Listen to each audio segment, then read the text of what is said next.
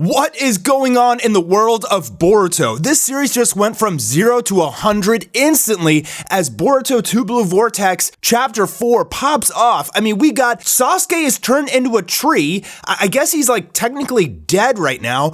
Boruto can use the 4th Hokage's flying Raijin technique to basically teleport all over the place whenever he wants. I mean, I guess he had karma and he could pretty much do that anyway. Brand new villains enter the fray. One of them is like an evil Sasuke, and the leader appears to be like an evil Jigen, and I believe that they're creations of the Otsutsuki god, Otsutsuki Shibai, because they're called Shinju, which is short for Shinjutsu, which is god jutsu. If they find you and they turn you into a tree and eat you, you'll pop out and become one of these evil Shinju, which appear to be incredibly strong, and Boruto definitely was struggling, even though he appears to be the most powerful character in the entire series right now, he still got in trouble. And we also found out, but we pretty much knew this already because we saw the frogs in Boruto's coat, that he has a new master, and that is Kajin Koji, who is alive and has been training Boruto. If we remember the last time we saw him 3 years ago, he fought against Jigen and barely escaped with his life.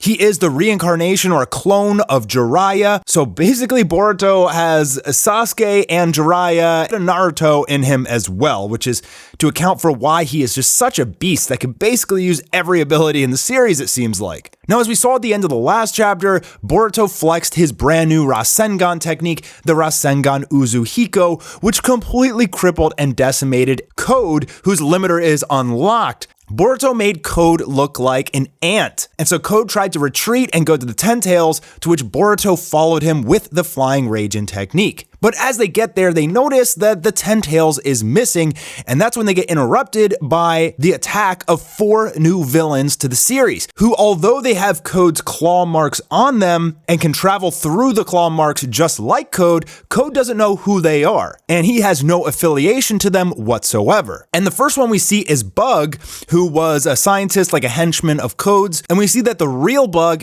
is turned into a tree. So this enemy that's standing before them is not Bug, it is a Shinju. Now, it's very evident from this chapter that Boruto has fought them before and he knows exactly what's going on, but Code and the readers have no idea what the heck is going on. I guess Boruto is going to fill us in the next chapter as we start to get more and more tidbits of information about what exactly is going on. The Shinju, and we see, at the end that Sasuke is a tree. So something happened during the time skip. There must have been a battle to which Boruto and Sasuke lost, and Sasuke was turned into a tree. So I guess perhaps next chapter we'll get a flashback where Boruto's on the run. Perhaps Kajin Koji helps him as well, and it could be like a 3v4, but I guess they lose because Sasuke is a tree now, and Kajin Koji is not, so maybe he escaped with Boruto or something like that and began to train him to try and turn this all around. Now, Boruto uses a lot of new techniques in this chapter, obviously the Flying Raijin, but he also is able to use the Chidori, envelop himself in lightning, and repel the Bug Shinju. And he knows he's in trouble. He knows that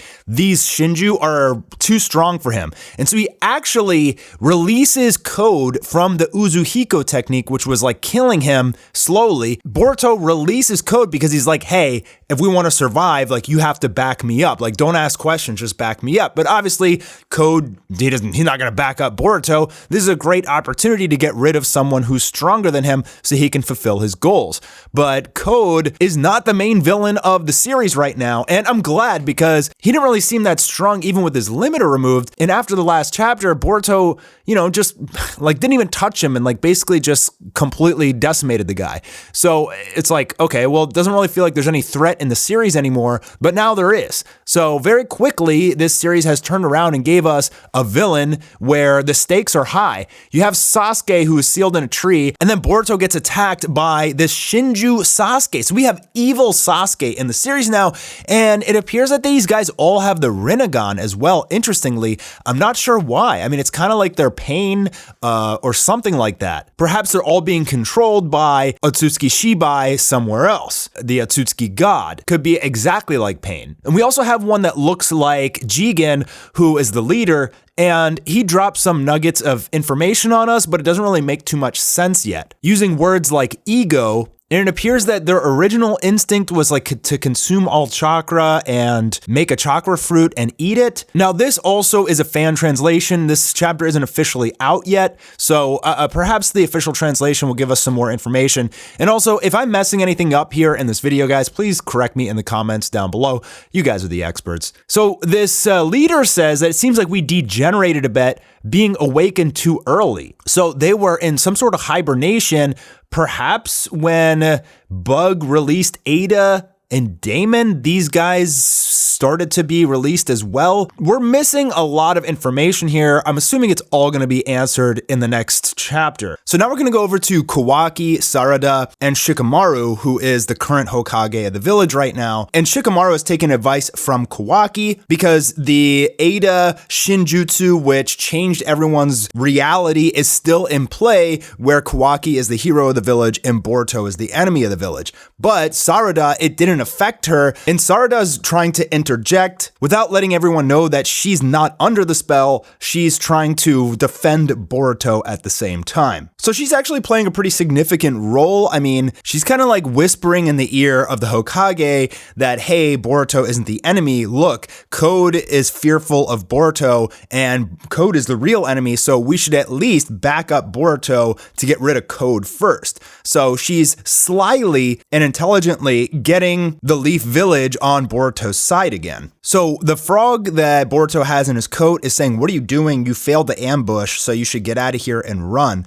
But he sees this evil Sasuke Shinju, and for whatever reason, he wants to fight him. Maybe if he kills him, Sasuke will wake up. So perhaps he thinks this is a decent opportunity to try and rescue Sasuke, which is why he's actually challenging, 5 versus 1 right now. And this version of Sasuke has the Rinnegan, can turn his hand into a blade, can travel through claw marks, and he can also use Chidori. So he is pretty damn strong, but he doesn't really seem to be like the strength of the real Sasuke. I don't think. We need more information from Boruto to figure that out. Technically, I mean, if he's part god, he should be even stronger than Sasuke, you would think, but we'll see in the next chapter. Boruto, while he did struggle 1 versus 5, he was able to get out of there without taking any damage, really. So it explains why he came here more for like an ambush. Like, I think he knows that there's 4 of them and that he can't take them all together. But again, he clashes with this evil Shinju Sasuke. I guess he's trying to wake up Sasuke here, but the fight is pretty short-lived and Boruto has to escape because he's about to be eaten and turned into a Shinju himself. So this chapter was awesome, man. Like, I am so pumped for Boruto 2 Blue Vortex. I love the speed at which they're giving us all this information, new characters, new abilities. I mean, I think it's a little crazy, and I talked about this in the previous few chapter reviews, just how strong Boruto is. In a span of 3 years, he basically got all the abilities of Sasuke, Naruto, Jiraiya, and now the 4th Hokage as well. And he has karma. So it's pretty ridiculous, like how OP it is.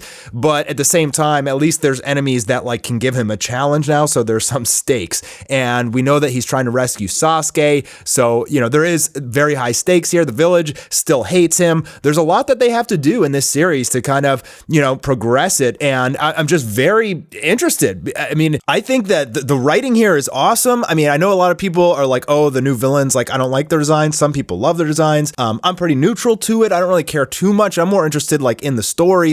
Is this an exciting story with high stakes? And to me, it is. Every chapter we get something where I'm like, oh my god, I need to make a video on this. There's a new Rasengan. Boruto has all these crazy techniques. Now there's new villains, and Sasuke is turned into a tree. Every week there's something major to make a video on, and I think that that's really good writing. I think that I love the direction that this series is going. I'm really happy that Code is not the main villain and we have someone stronger. To me, this means that Otsutsuki Shibai is coming, and perhaps the final villain of the entire series is going to be God. The Otsutsuki Shibai, Otsutsuki God, which we got a couple glimpses of. I don't know how anybody's going to be able to fight him. I mean, even if it's the entire ninja army, including Boruto, Sasuke, Naruto, Kawaki, even if everybody's on the same side, he's a god that can just change reality with the flick of his fingers and pretty much just wipe everyone out. I believe he's that strong. So, we've seen the powers of Ada and Damon. Like, their powers are so OP, it doesn't even make sense. If you just think about killing Damon, you die. So, like, how are they going to kill Atsuki Shibai? They'd have to, like, neutralize his god power somehow, and then maybe they'd have a chance. Perhaps it has something to do with that, but I'm excited to keep reading, man. I actually love this series right now. I want Naruto and Sasuke to come back for sure. I mean, in full honesty, Boruto it's just ridiculous. He's too strong in my opinion, but at the same time, I just can't stop reading this series, man. I love it. So let me know what you guys think in the comments down below. And when the official translation comes out, if we get any like really important tidbits of information, I'll make another video because this series is just heating up so dang much.